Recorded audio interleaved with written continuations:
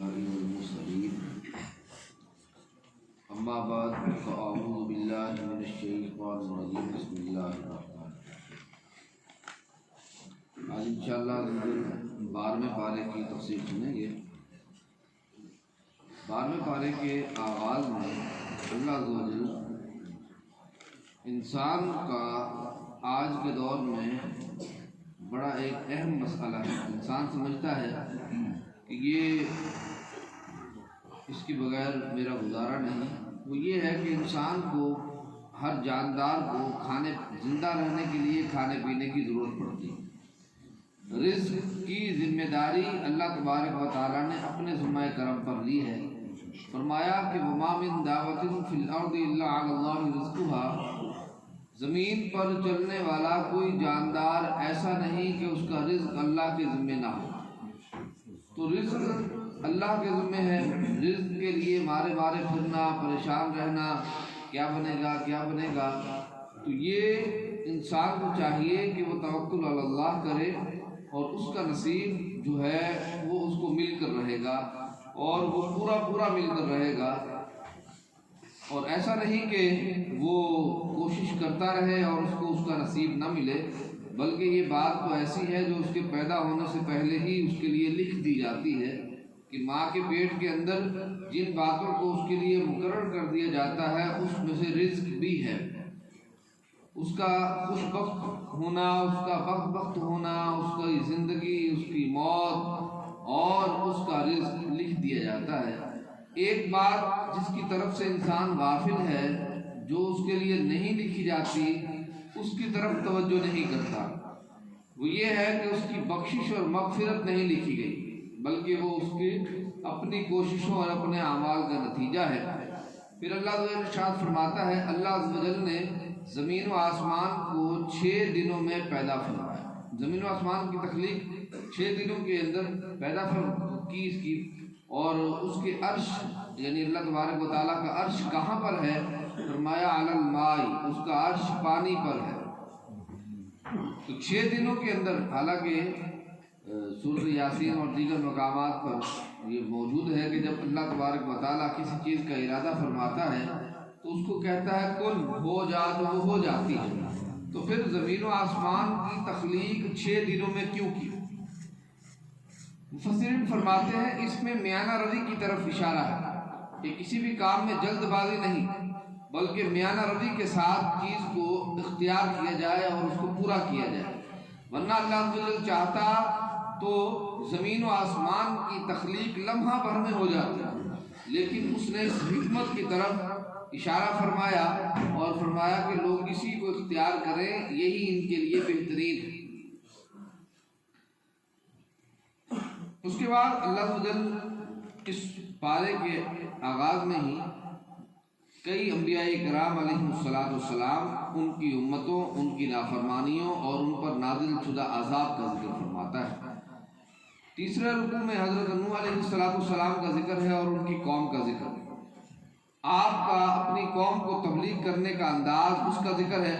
فرمایا جب آپ اپنی قوم کو تبلیغ کرتے تو فرماتے یا قوم لا اسألکم علیہ مالا، اے میری قوم، میں جو نیکی کی دعوت تمہیں دے رہا ہوں، ایمان کی طرف بلا رہا ہوں، اس پر میں تم سے کوئی مال طلب نہیں کرتا، کیونکہ اس کی جزا، یعنی جو کام میں کر رہا ہوں، اس کی جزا میرے رب کے ذمہ کرم پر ہے۔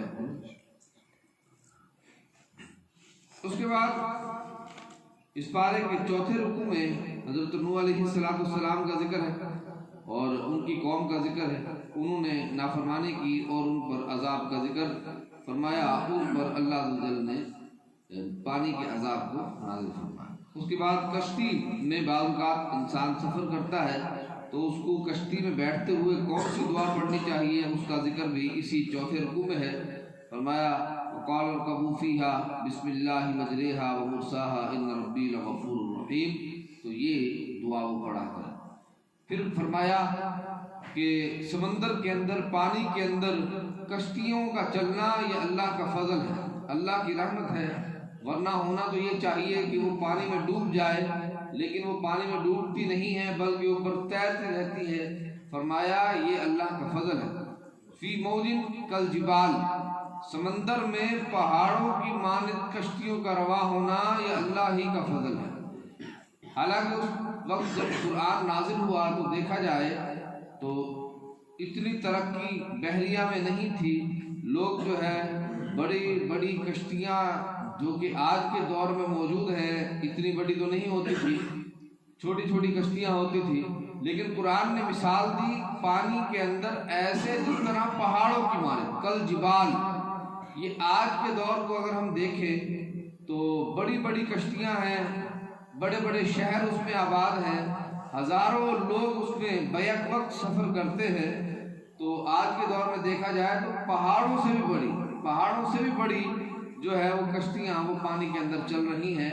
اور چونکہ یہ قرآن پاک قیامت تک رہتی دنیا تک کے لوگوں کے لیے ذریعہ نجات ہے، تعلیم کا ذریعہ ہے، اس لیے آنے والے جو ادوار تھے قرآن پاک نے اس کو بھی اشارتاً بیان فرما دیا کہ آنے والے دور کے اندر کل جبال، پہاڑوں کی طرح لوگ کشتیاں بنا کر پانی میں چلائیں گے۔ تو فرمایا یہ بھی اللہ ہی کا فضل ہے کہ اسی کے فضل سے یہ کشتیاں چل رہی ہیں، ورنہ اتنا وزن، ہزاروں ٹن کا وزن ہونا تو یہ چاہیے، فطرت تو یہ ہے کہ یہ پانی میں ڈوب جائے، لیکن اللہ عز و جل کی رحمت سے ہی یہ اوپر چلتی رہتی ہے۔ اس کے بعد قوم عاد کا کچھ ذکر فرمایا۔ حضرت ہود علیہ السلام کو قوم عاد کی طرف مبعوث فرمایا گیا، انہوں نے اپنی قوم کو تبلیغ جو کی اس کا ذکر فرمایا کہ یا قومی لا اسألکم علیہ اجرا، اے میری قوم میں تم سے اس کام پر کوئی اجر طلب نہیں کرتا، کیونکہ ان اجریہ الا علی الذی فطرنی، کیونکہ میرا اجر تو اس کے ذمہ کرم پر ہے جس نے مجھے یہاں مبعوث فرمایا۔ قوم عاد پر عذاب کا ذکر ہے، ان کے اوپر پتھروں کی بارش کا ذکر ہے۔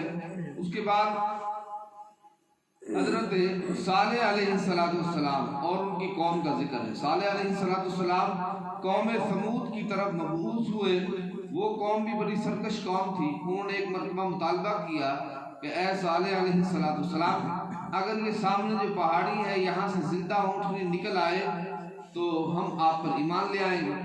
آپ نے معجزے کے طور پر اس پہاڑی سے زندہ اونٹنی نکال دی اور وہ اس قوم کے پاس آ گئی، تو آپ نے اپنی قوم کو سمجھایا ہے میری قوم یہ اللہ کی نشانی ہے، جو اس کو نقصان پہنچائے گا وہ عذاب میں گرفتار ہوگا، لیکن قوم نے اس اونٹنی کو ذبح کر دیا، اس کے کان کاٹ دیے، گلا کاٹ دیا، تو اس طرح وہ لوگ اس نافرمانی کی وجہ سے عذاب میں گرفتار ہوئے۔ پھر حضرت ابراہیم علیہ السلام کا ذکر خیر ہے اس پارے کے 7ویں رکوع میں، اور قوم لوط کا ذکر ہے، کیونکہ جب فرشتے قوم لوط کو عذاب دینے کے لیے جا رہے تھے تو جاتے ہوئے حضرت ابراہیم علیہ السلام کے پاس سے ہو کر گئے، اس لیے یہاں پر حضرت ابراہیم اور قوم لوط کا اکٹھے ذکر فرمایا۔ قوم لوط وہ قوم تھی کہ جو سب سے پہلے لواطت یعنی مرد کا مرد سے بدفعلی کرنا اس جرم کے اندر مبتلا ہوئے، اور اس قوم پر اللہ تبارک و تعالیٰ نے اس جرم کی وجہ سے پتھروں کے عذاب کو نازل فرمایا اور اس قوم کو تہس نہس کر دیا، اور قرآن پاک نے فرمایا اے قوم لوط، تم لوگ ایسے ہو جو حد سے تجاوز کرنے والے ہو اور اپنی شہوتوں کو مردوں سے پورا کرتے ہو، حالانکہ اس کے لیے اللہ تبارک و تعالیٰ نے عورتوں کو تخلیق فرمایا ہے، لیکن یہ لوگ اس بدعمالی میں مبتلا تھے اور اس طرح ان پر سخت ترین عذاب نازل کیا گیا۔ اس کے بعد حضرت شعیب علیہ السلام اور ان کی قوم کا ذکر ہے۔ شعیب علیہ السلام مدین ایک علاقہ تھا، اس کی طرف مبعوث ہوئے تھے۔ ان کی سب سے بڑی بدعمالی جس کا بار بار قرآن پاک نے ذکر فرمایا وہ یہ ہے ناپ تول میں کمی کرنا۔ حضرت شعیب علیہ السلام اپنی قوم کو کہا کرتے تھے وَلَا تَنْقُصُوا الْمِكْيَالَ وَالْمِيزَانَ، اے میری قوم ناپنے میں اور تولنے میں کمی نہ کرو مگر وہ باز نہ آئے، اور اسی طرح وہ اس گناہ میں مبتلا رہے۔ حضرت شعیب علیہ السلام کی قوم کی نافرمانیاں اور بھی بہت زیادہ تھی، لیکن قرآن پاک نے جس نافرمانی کو، جس بدعمالی کو بار بار نمایاں کر کے ذکر فرمایا وہ ناپ تول میں کمی ہے۔ اور آج کل دیکھا جائے تو یہ وبال، یہ گناہ بھی لوگوں میں عام ہوتا جا رہا ہے۔ ناپ تول میں کمی کر کے لوگ سمجھتے ہیں یہ ہماری ذہانت ہے، ہماری عقل مندی ہے، ہم نے بڑی دہاڑی لگا لی، تو حالانکہ یہ ایسا جرم ہے جس کی وجہ سے اللہ تبارک و تعالیٰ نے پوری قوم پر عذاب کو نازل فرما دیا، ان کو تباہ و برباد کر دیا۔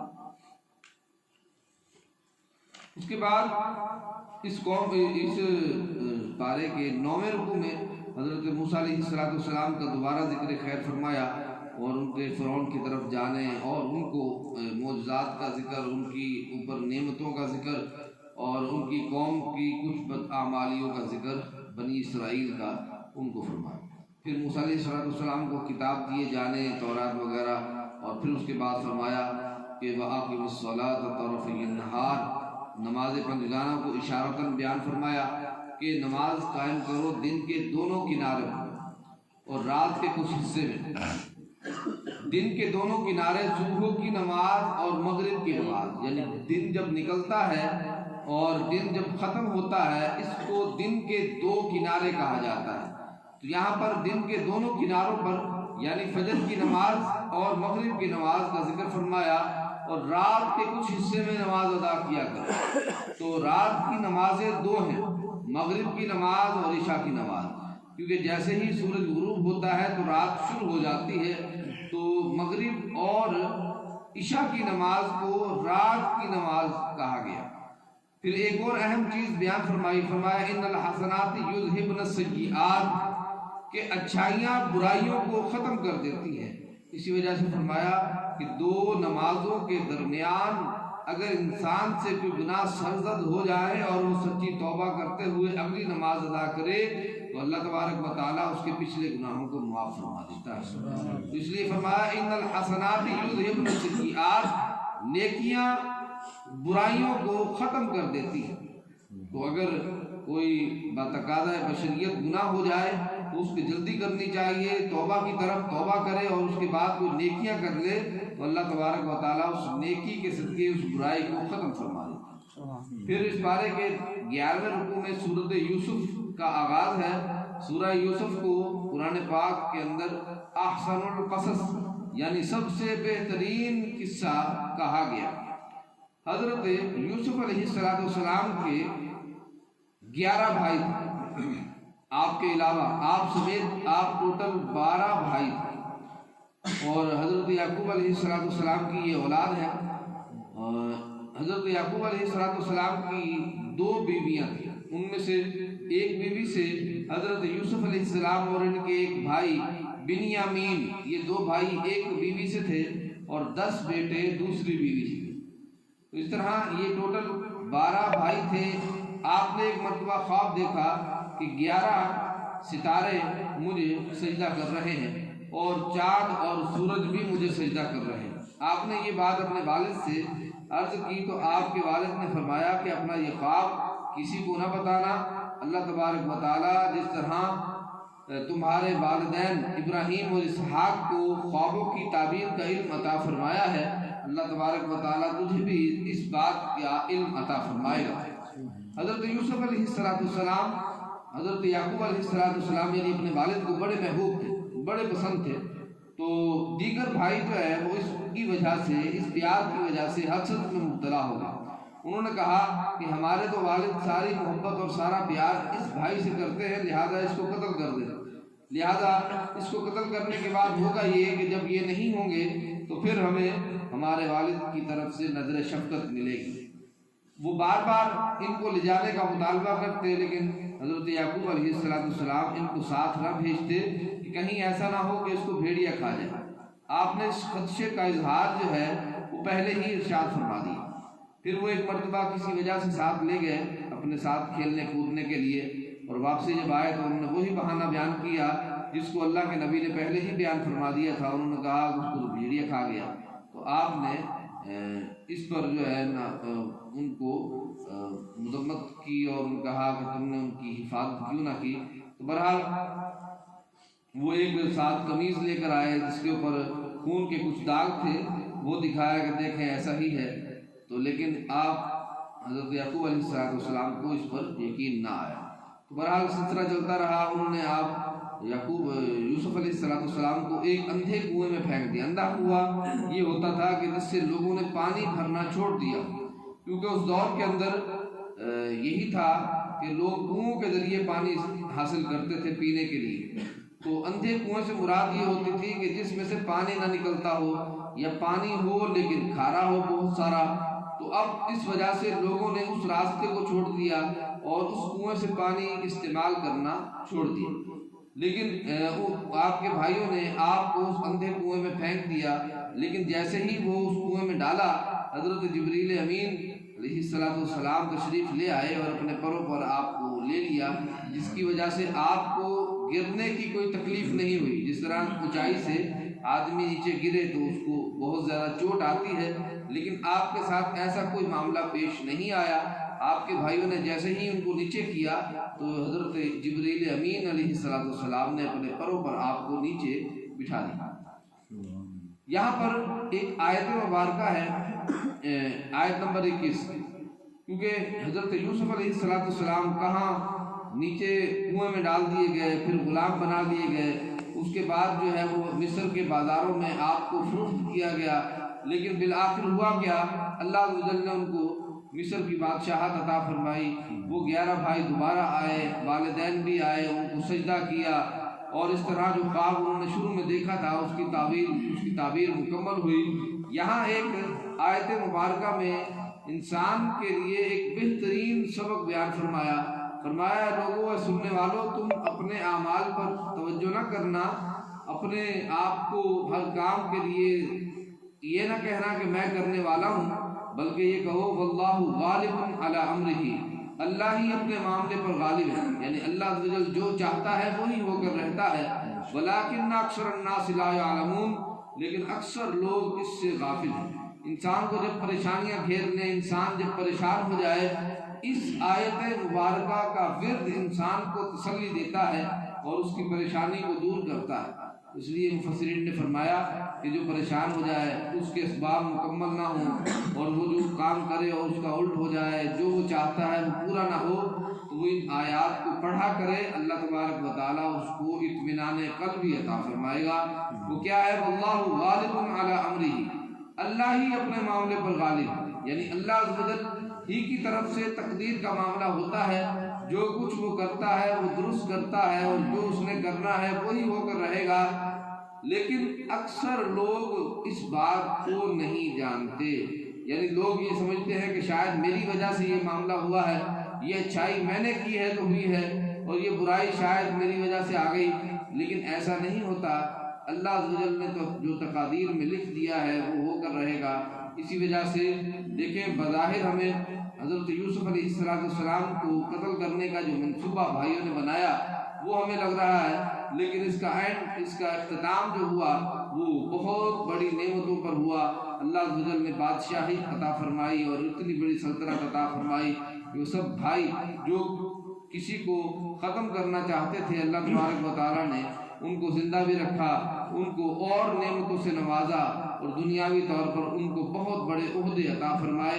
اس لیے فرمایا کہ اللہ ہی کی طرف سے سب معاملات ہوتے ہیں، اور انسان کو چاہیے کہ وہ اپنے معاملات اللہ ہی کے سپرد کرے، اور اس بات پر یقین رکھے کہ جو اللہ عز و جل نے میرے لیے کیا ہے وہی بہترین ہے، وہی اچھا ہے، اسی میں حکمتیں ہیں، اور اس پر وہ اللہ عز و جل کا شکر ادا کرتا رہے۔ اللہ تبارک و تعالیٰ ہم سب کو